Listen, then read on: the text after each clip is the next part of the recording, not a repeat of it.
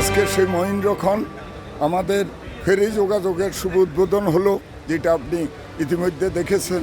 আজকে যে মাননীয় উপদেষ্টাগণ সন্দীপ আসছেন সন্দীপ ফেরি সার্ভিস উদ্বোধন করার জন্য, এটা আসলে আমরা এত বেশি আনন্দিত। বাসায় আমাদের দীর্ঘদিনের একটা স্বপ্ন ছিল সন্দীপের মানুষের যাতায়াত সমস্যা, মূল ফেরি চলাচলের কারণে, যাতায়াতের কারণে আজকে সেই সমস্যাটা অনেক দূর আমি মনে করি কেটে যাবে। আগামীতেও আরও কিছু সমস্যা রয়েছে, এই সমস্যাগুলো মাননীয় উপদেষ্টাগণ সমাধান করবেন। শিক্ষা, স্বাস্থ্য, আমরা আজকের এই সুন্দর আয়োজনের এবং যাতায়াত ব্যবস্থাকে সুন্দর করার জন্য সন্দীপের কৃতি সন্তান অন্তর্বর্তী সরকারের মাননীয় উপদেষ্টা ডক্টর ফয়জুল কবির খানকে আমরা সন্দীপবাসীর পক্ষ থেকে আন্তরিক ধন্যবাদ এবং অভিনন্দন জানাচ্ছি, কৃতজ্ঞতা জানাচ্ছি। সন্দীপবাসী হিসেবে আমরা খুব গর্বিত যে সন্দীপের দীর্ঘদিনের যে স্বপ্ন, সেই স্বপ্ন আজকে বাস্তবায়ন হতে যাচ্ছে। সন্দীপবাসী এতে অত্যন্ত অনুপ্রাণিত। আমরা আশা করি এই উন্নয়নের এই ধারাবাহিকতায় আগামীতে সন্দীপের যে উন্নয়ন সাধন হবে, সেই উন্নয়ন সাধনের ক্ষেত্রে আগামী সন্দীপের যে প্রজন্ম তারা উৎসাহিত হবে এবং সন্দীপকে সোনার সন্দীপ গঠনের জন্য আমাদের সন্দীপবাসীর যে দীর্ঘদিনের প্রত্যাশা, সেই প্রত্যাশা পূরণ হতে যাচ্ছে। দ্বীপের মানুষের জীবনযাত্রা অনেক কঠিন, সেটি হচ্ছেন অনেক জটিলতা মোকাবেলা করে আপনাদের টিকে থাকতে হয়। আমি এই এলাকারই মানুষ, আপনাদের জীবন আমি খুব কাছ থেকে দেখেছি। সরাসরি গাড়ি চলাচলের কোনো ব্যবস্থা ছিল না, অ্যাম্বুলেন্স না চলার পরে অনেক রোগী সন্দীপ থেকে চট্টগ্রামে যাওয়ার পথে রাস্তায় মারা যায়। কি দুঃখের কথা, কি অসম্ভব কথা যে আমরা এই সভ্য জগতে আছি, কিন্তু যাতায়াতের অভাবে আমরা নিরাপদে একজন রোগীকে হাসপাতালে নিয়ে যেতে পারছি। সন্দীপকে নৌবন্দর ঘোষণা, কবিরা গুপ্তছড়া খাত উন্মুক্ত করা, ঢাকা কবিরা বাস চালু করা, ফেরিঘাট এলাকায় সংযোগ সড়ক নির্মাণ এবং নৌকা নিয়মিত ড্রেজিংয়ের উদ্যোগ নেওয়া হচ্ছে। এই ছোট ছোট উদ্যোগগুলো সন্দীপবাসীর দীর্ঘদিনের ভোগান্তি কমিয়ে আনবে, এতে আমরা আশা করব। এবং এই ড্রেজিং কিন্তু বছরে বছরে প্রবলেমটা হচ্ছে দুটো এখানে। একটা হচ্ছে যে এটা একদম সমুদ্র বেষ্টিত একটা দ্বীপাঞ্চল, কিন্তু অত্যন্ত ইম্পর্টেন্ট।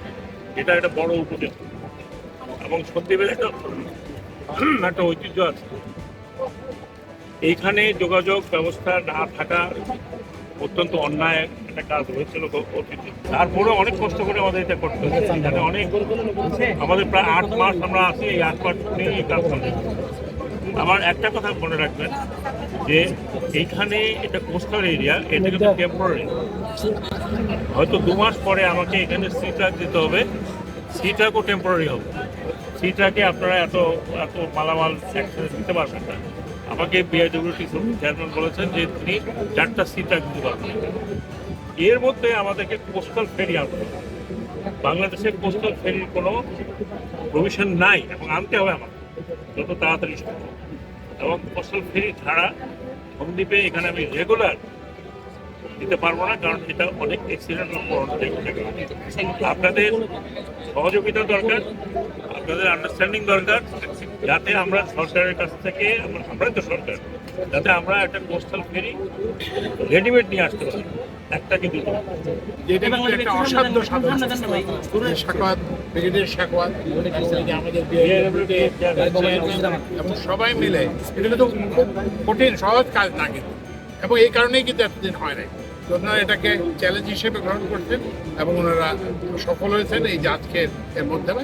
কিন্তু এটা এখনো বর্ষাকালে কি হবে আমরা তো জানি না, ওই সব দেখতে হবে।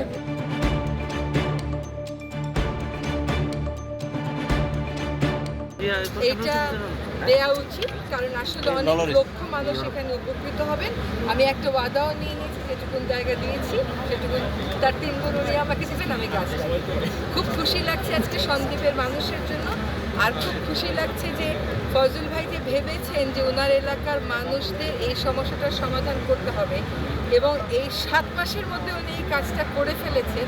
এটা আসলে ওনার এলাকার মানুষের জন্য, এলাকার জন্য ওনার যদি টানটা থাকে তাহলেই করা সম্ভব। সেজন্য আমি মনে করি ফজল ভাইকে অনেক ধন্যবাদ, সাকল ভাইকে ধন্যবাদ, বিআইডব্লিউটি চেয়ারম্যান সাহেবকে ধন্যবাদ।